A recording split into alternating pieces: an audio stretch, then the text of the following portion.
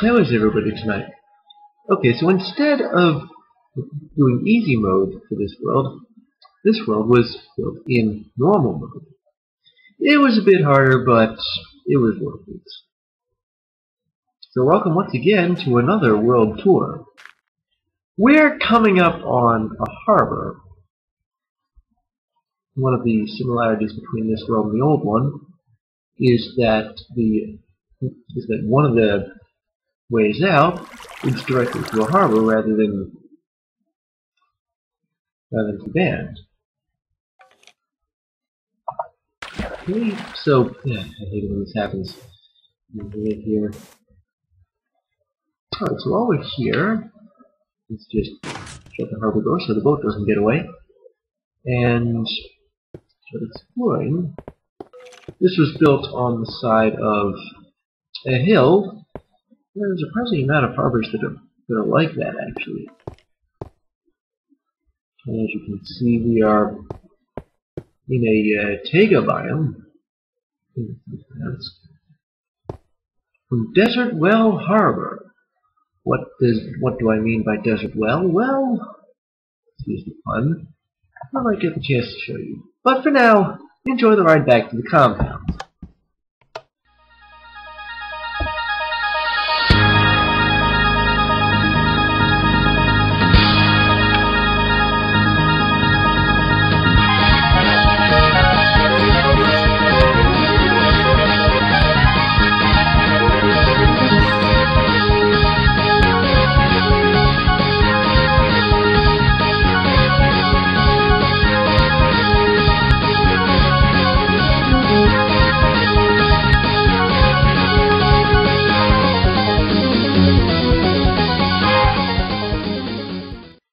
And welcome. Okay, so before we go exploring the compound, though, there's one thing that I would like to show you. You might have just glimpsed it in the intro sequence, because it was just on the edge of our vision. But I gotta tell you folks why I named that harbor Desert Well Harbor. You see, I believe it started in 1.2 or 1.23, but when they introduced the jungle biome, which, by the way, we just passed through, that's it right here. Look at those enormous trees. Anyway, when they introduced that, they introduced this. It's a well in the desert. There isn't another one in this entire world. Inside, you've got some water there. Now keep in mind, I did not build this. It spawned naturally. When I first spawned here, I was looking for a place to build. Reed Cave. I found this. I found the jungle biome. I thought, cool. So, now you know why I made the Desert Well Harbor. You've seen the Desert Well. Let's get it back on track here. Back to the compound. Note that it looks different. I have abandoned the storage towers and built something a little more traditional, but we'll get to those in a minute. Now take a look at this. It is a block connected to a sticky piston. It's a sort of security measure down here in the subway. The sign here says Central Compound. And take a look at these levers.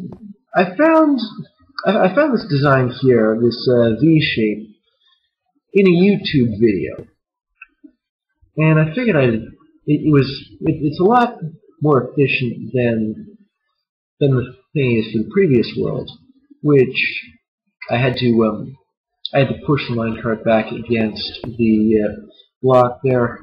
I've implemented that in a few places. Let me just close this. But for the most part, I've got this V shape. Let me take it to this empty one here so that I illustrate the point. See, the minecart, when coming in, is stopped immediately by the unpowered power rails. You press the button, they turn on, and send the minecart up the other side into this part, which we'll get to in a few minutes. And then if, say, it's going out this end, it'll press the button, which will turn on the power rails again and send it out. In the center here, it's a way to sort of direct things. For example, we're going to be coming in here. So no matter what, the minecart's going to end up going into this circle. But if I change this T-junction, minecart will go around the circle and be sent outward here. If I were to reverse everything, if minecart were coming in from this direction instead of out, it will go around the circle and back that way. So it's a pretty cool way to turn around, to go from one direction to another. And before we get out of the subway, let me explain this block here. Open and closed. Open and closed. Good use of sticky pistons too. See, I had this on normal viewing distance for a while, and I had a major problem with monsters coming in and attacking me from the outside. So I use these blocks to, well, block them out. I mean, this area here where I'm standing has been blown up by creepers more than once. Okay, so here we are in the forge. I've located it under the compound proper. This is where I store building materials. More building materials that consist of ore blocks, or Lazuli blocks, wood, dirt, gravel, sand, glass, and sandstone, and ores. I just got back from this one cave, so there are a lot of them right now. And other stuff that I haven't stored in the block yet. Ooh, my ores are finished. Oh, and this crafting table is for crafting blocks out of ore, so let me just reload here. I've still got 4 ovens, plus a 5th that I use in the kitchen for smelting ores, but it also can be used for cooking stuff. And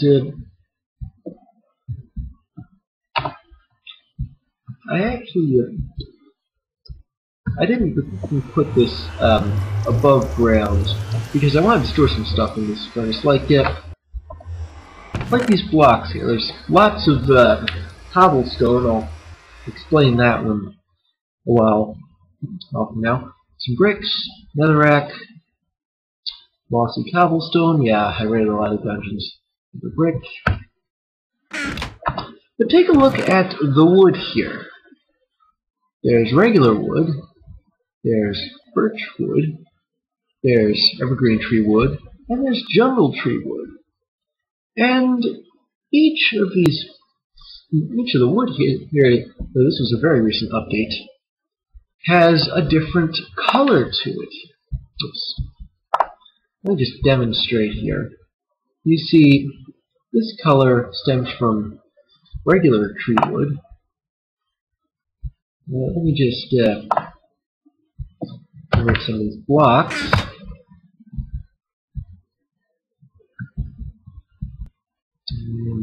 Here. Oops. And here you'll notice that they don't stack. And let's just compare this with some regular wood. See? Jungle wood, evergreen wood, birch wood, regular wood. Okay, so you're probably sick of hearing me talk about wood, so let me just dump off these iron blocks, or iron ingots, sorry, and go up to the compound proper. Ooh, the field. It's different this time. This was thanks to somebody who commented on Bone Canoe's videos that this one block of water can essentially moisturize all this that we're standing in the middle of here. By the way, I'm quite grateful to those who created this game, who made it so that I can meander about all day in this field and not trample a single crop. Nothing. Okay, so we've got the sign here for 2 subway and forge.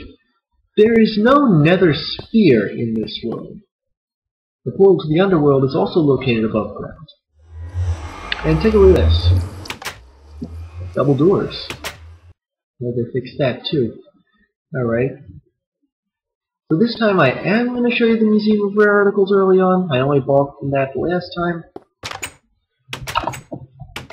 And take a look at some of the stuff we got. Ooh, an ender pearl. Slime. A ghast tear. Wow. Yeah, those are really hard to get. You have to actually kill a ghast. But it's easier to do that because you can just send the fireball back on them. Glowstone dust. Some ink. Both kinds of records. All 3 kinds of stronghold blocks. This block of, I don't know what this is. Some nether stuff, soul sand, a blaze rod, nether wart. You're familiar with all these, but this, magma cream. You get it from killing a magma cube in the underworld. Sometimes anyway. You know how it is, sometimes they drop and sometimes they don't.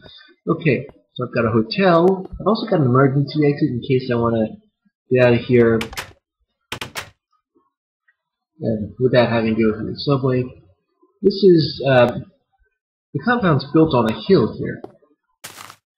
See, or rather, the compound's built as a hill, at the proper anyway. So, there's no ground level exit. You've got to go down those stairs. Here. Okay. Next stop. Kitchen and Potion Brewery. One side's the kitchen, one side's the potion. I've got a cake here. Brewing stand. Oven. I've been using something to smelt stuff like gold. You just change that. Okay, so this side's the kitchen side. It's got all kinds of cooking stuff. Buckets to make milk. Apples! Yeah, they started dropping apples. Some jack-o'-lanterns, some pumpkins, some insects. And look at these different kinds of trees. Here's birch, here's regular, here's evergreen, here's jungle. Yeah, they got jungle trees in them. Lily pads. Yeah, a lot of other stuff. Also, and these raw chicken and beef and leather, those came actually, well, most of them thanks to creeper blasts. In Minecraft, I'm a vegetarian. I don't cook meat. Over here, we've got more ender pearls, more slime, stuff we used to make spells with, potions with, and some arrows, flint and steel, and powder. Those aren't used in spells, but I couldn't find anywhere else to put them. It wouldn't clutter stuff up necessarily. Paper, books, you know, and spider eyes, and this leftover lever. And in here, this is essentially all the stuff that wouldn't fit into either of the 2 chests. Quantities of 64. Take a look at bones, the seeds from the harvest, the saplings, bits of pumpkin and melon seeds, which come from raiding mine shafts, arrows. I can make a ton of dynamite with this. And by the way, you're not seeing things. That is 64 blaze rods. Why? Well, it's because killing blazes is good for your experience. And you're probably thinking, wait, it's really hard to kill them, right? Well, it can be. This is the enchantment house. Thanks to another YouTube commenter, I found out that putting bookshelves in this region that I'm walking around right now isn't generally a good idea. It's better to have just the one layer of books here. Okay, and now to our storage section. Okay, so first things first, let me show you the coal. I originally had these in the first world as towers, but I figured I'd be a little more economical with the space here, because it was really a pain in the neck running up these spiral staircases. Take a look. I've got chests sunk into the ground, And on the level, there's a window, and eventually I ran out of room. So I figured I had to start putting them on the ceiling. You're probably wondering how I got them up there, especially these. Because when you right-click a chest, it opens. Well, let me show you. So you put a dirt block there, and you put the chest on the dirt block, and it merges with the other chest. Now, the chests in all three of these first three layers are full, and this chest only got 48 units of coal with it. Let's see. So that's like 12 full double chests equals. Oh man, this is a head scratcher times 54 times 64. Somebody with a calculator, why don't you multiply 12, 54, 64, and 10 what the number is. So here's some redstone. I've got 2 chests full of it, and the third is filling up. There's a lot less redstone than normal. I'll show you why that is later. Crafty objects and non-stackables. We've got saddles, more saddles, all those dungeons, and buckets. Every time I had to, it's funny to take a new bucket. Oh, and I just got finished raiding a mine shaft, so there's a lot of rail here. But you're wondering, what are all these bows for? And shovels?